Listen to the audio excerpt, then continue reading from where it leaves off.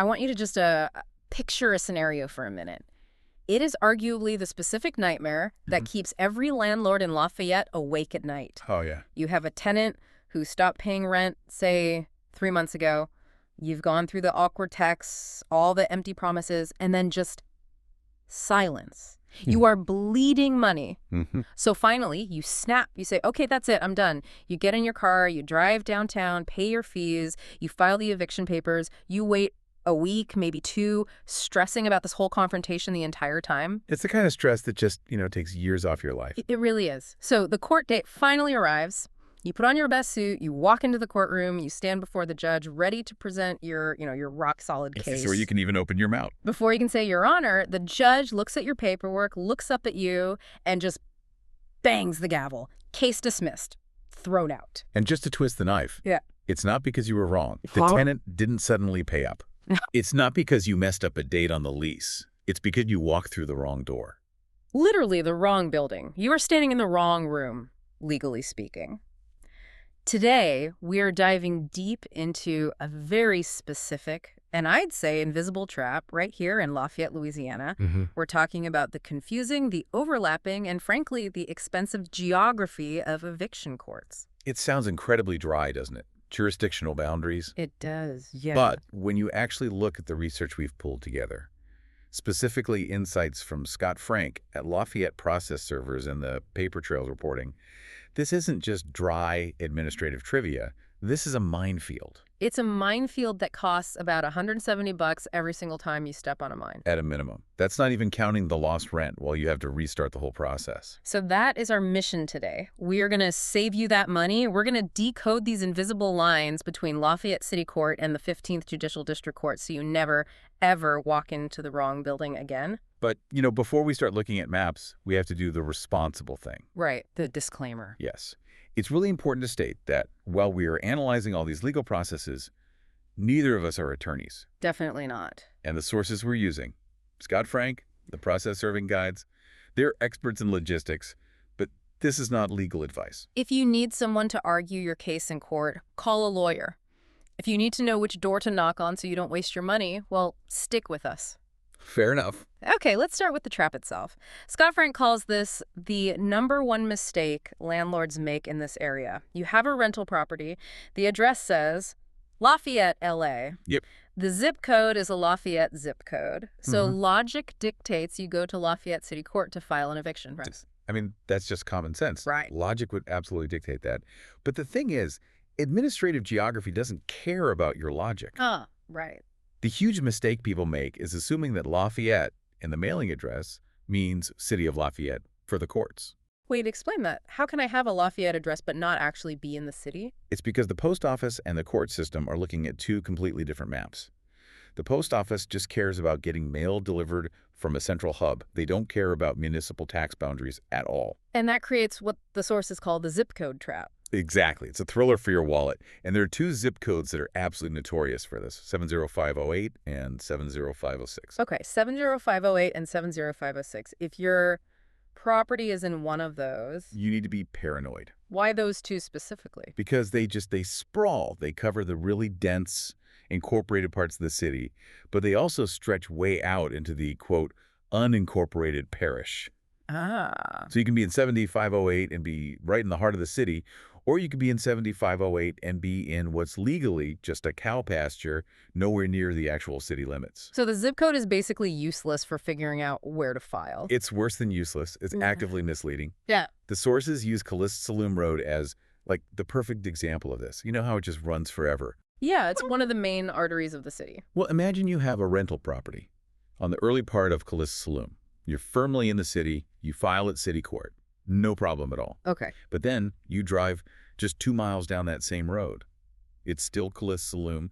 The address still says Lafayette, but you've crossed an invisible line. You are now in the unincorporated parish jurisdiction. And if I'm a landlord who just owns that one house, I probably have no idea that line even exists. You wouldn't. Why would you? Yeah. There's no big sign that says, now leaving city limits in someone's front yard. So you go to Lafayette City Court, you fill out what's called a rule for possession. Okay, pause there for a second. A rule for possession. That's just the fancy name for the eviction lawsuit. Yes. It's the formal legal document asking the court to give you possession of your property back. You pay your filing fee, which is usually around $170, sometimes closer to $200. And this is where the nightmare really begins. This is where we lose the money. You lose the money in one of two ways. Scenario A. You hand the paperwork to the clerk at City Court. They process it. Then it goes to the City Marshal for service. The Marshal looks at the address and just says, "Whoa, this is out of my jurisdiction." So he can't serve it? He literally cannot. He returns it to you. Do I get a refund on my filing fee? Generally, no. You paid the fee. The court did its part. You're the one who gave him the wrong info. But scenario B is actually worse. How can it possibly be worse than just losing the money? Because you lose time. A lot of time. Let's say it slips through. The marshal, or maybe a process server who isn't paying attention, serves the tenant. You wait 10 days for your hearing. Okay. You show up in court. The judge looks at the docket, checks the map, and realizes the property is outside the city limits. He immediately dismisses the case for lack of jurisdiction. So I'm right back to square one. You're back to, like, negative square one. Right. You're at the $170, you've lost 2 weeks of potential rent, and now you have to drive across town to the other courthouse and start the entire process all over again. Okay, that is just painful. And it seems completely avoidable if you just know where to go. So let's break down the two main players. We have Lafayette City Court, and we have the 15th Judicial District Court. Right. What's the vibe difference between these two places? Think of Lafayette City Court as like the express lane of the legal system. Okay. But it has a velvet rope.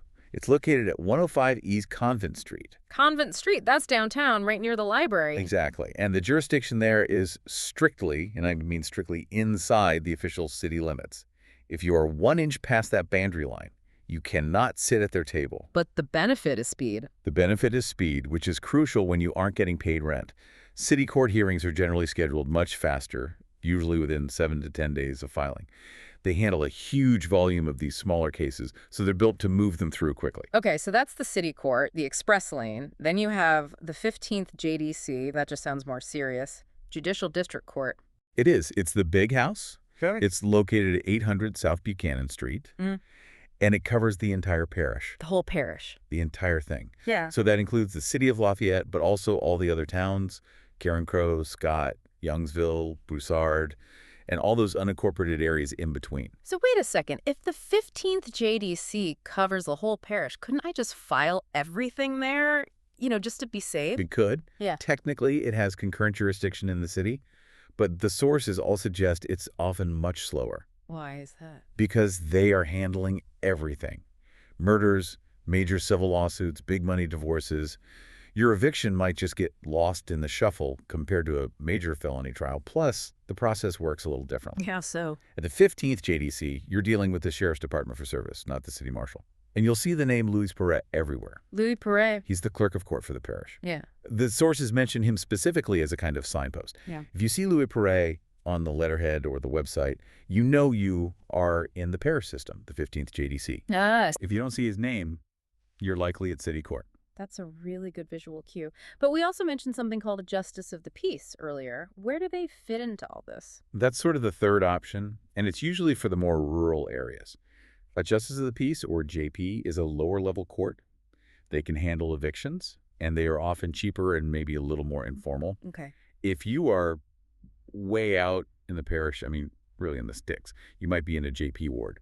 But for most of our listeners with rental properties in, typical neighborhoods, you're choosing between City Court on Convent Street and the 15th JDC on Buchanan. All right, so we know where the buildings are, but I'm still stuck on the how do I know part. I don't want to walk into the assessor's office with a map and a compass.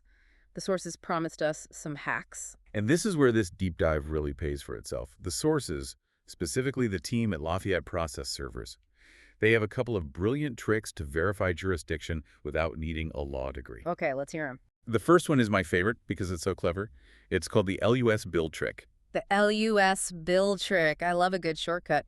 How does a utility bill tell me which judge to see? It all comes down to who owns the wires. Yeah. LUS stands for Lafayette Utility System. Right. It is municipally owned. It's owned by the city of Lafayette. So if your tenant pays LUS, they are buying power directly from the city. Bingo. If your tenant receives an LUS bill, there's a 95 to 99% chance that the property is inside the city limits. Because LUS, for the most part, only serves the city. That makes perfect sense. And on the flip side, if the tenant pays SLEMCO or energy, that is a massive red flag. A red flag for what? A red flag that you are not in the city. SLEMCO is a cooperative that was originally designed for rural electrification. If you see a SLEMCO bill, you are almost certainly in the parish or unincorporated jurisdiction. So LUS equals City Court. SLEMCO equals 15th JDC. That is incredibly easy. It is, but I have to be the annoying expert for a second. It's not 100% foolproof. There are little pockets here and there where the lines get fuzzy. So if you want to be 100% sure, before you drop that $170 on a filing fee, you need to do what's called the definitive check. Okay, what's that? The Lafayette Assessor's website. This is the gold standard. Is it user-friendly, or is it one of those government sites that crashes if you even look at it wrong? It's actually pretty decent. You just search for the property address, it pulls up a record, and you are looking for one specific field. It's labeled Tax District. Tax District, okay. If that field says City of Lafayette, you are golden. Go to Convent Street, file in City Court. You're good to go. And if it says anything else? If it says Parish, or if it lists a specific ward number, or says Carencro, do not go to City Court. Go to the 15th JDC on Buchanan Street. And there's a story in the notes about a guy, David R. He actually used this, right? Yeah, this is a great testimonial. So David was ready to file in City Court. He had his papers filled out, his checkbook in hand. But he spoke to Scott Frank, the process server we mentioned, who told him, hey, just check the tax district first. Turned out his property was in the unincorporated part of Lafayette. Even though the mailing address probably made it look like it was in the city. Exactly. Yeah. And Scott saved him almost $200 in 2 weeks of completely wasted time just by having him check that one little field on the website. Speaking of being found, whether it's finding the right court or helping customers find your business, this deep dive is brought to you by 337 Media. Just like these court lines are invisible until you trip over them, your business can feel invisible online unless you have the right SEO strategy. 337 Media specializes in making local Acadiana brands visible, so check them out if you want to be seen. You know, visibility is actually a perfect transition to our next point. Because once you file the papers, the process isn't over. In fact, legally, it hasn't really even started yet. This was the part of the research that really surprised me. I just assumed filing was the starting gun.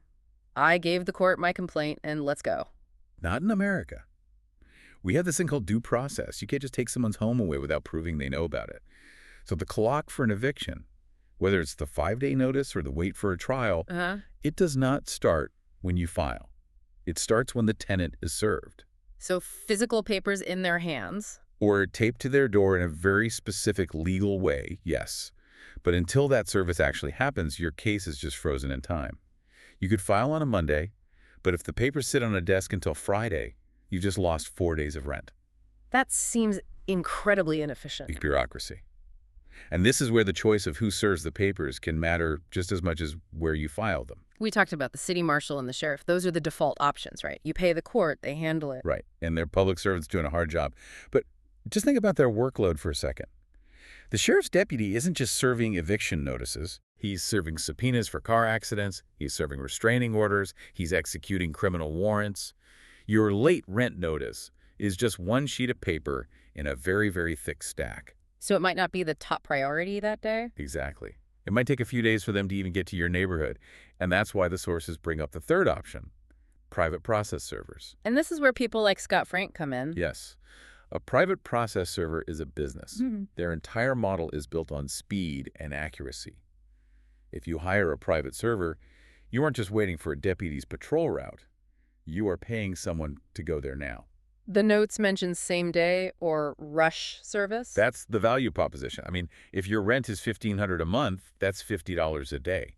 If a private server gets that clock started 3 days earlier than the sheriff might have, they've basically paid for themselves already. Plus, there's the knowledge factor. If I hire a private server, they probably aren't going to let me file in the wrong court in the first place. That's the biggest hidden benefit. These guys, Scott Frank and his team, they are in these courthouses every single day. They know the clerks by name. They know the boundaries like the back of their hand. If you hand them a packet for city court and the address is in the parish, they're going to look at it and say, hey, stop. This is wrong. Don't file this yet. They're a safeguard. They're the fail-safe. If you go with the public option, the clerk might just, take your money and stamp the paper. The private server has a vested interest in getting it right because they can't complete the job if it's filed in the wrong jurisdiction. For anyone listening who is currently staring at a lease violation and wondering what to do, the sources provided a direct line for Lafayette process servers. They are based in Carencro, but they cover the whole map, Youngsville, Scott, Broussard. The number is 337-247-9027. And it's worth noting, they handle that whole complex web of courts we just spent all this time talking about. Okay, so let's try to summarize this. Let's make a checklist because we've covered a lot of geography here. If I'm a landlord in Lafayette, what are my 5 steps? Step 1, abandon all faith in zip codes. 70508 and 70506 are liars. Do not trust them. Noted. Zip codes are fake news. Step 2. Step 2 is the utility check. Look at the bill. LUS usually means City Court. SLEMCO usually means 15th JDC. Okay. Step 3, the definitive check. Right. Go to the assessor's website, search the address, and look at that tax district field. That is the final word from on high. Step 4 is picking the right building. If the tax district says city, you go to Convent Street. If it says parish, you go to Buchanan Street, and you look for Louis Pure's name. And step 5? Step 5 is decide how much your time is worth. Yeah. If you need it done fast and you want that safety net, consider hiring a private process server instead of waiting on the sheriff or marshal. You know, it really is wild when you think about it. We drive around Lafayette, we go to Costco, we go to ULL, and it all feels like one big city. Feels cohesive, yeah. But underneath all of that, there's this invisible layer of administrative fencing that you just can't see. It reminds me of that scene in The Matrix where he finally sees the green code behind the walls. These jurisdictions are the code. And what's so provocative to me is that these lines, which were probably drawn up in some boring committee meeting decades ago, they have real devastating financial power today. Yeah. You can lose thousands of dollars just because you didn't know that a line on a map zagged left instead of right a mile from your house. It makes you wonder what other invisible lines we're crossing every day without even realizing it. Probably a lot of them. Until we get the bill. On that cheery note, we're going to wrap it up. Do check the show notes for the links to the assessor's site and the contact info for Scott Frank. Knowledge is power, but only if you use it before you file the lawsuit. Absolutely. Thanks for listening to this deep dive. Stay curious, and we'll catch you next time.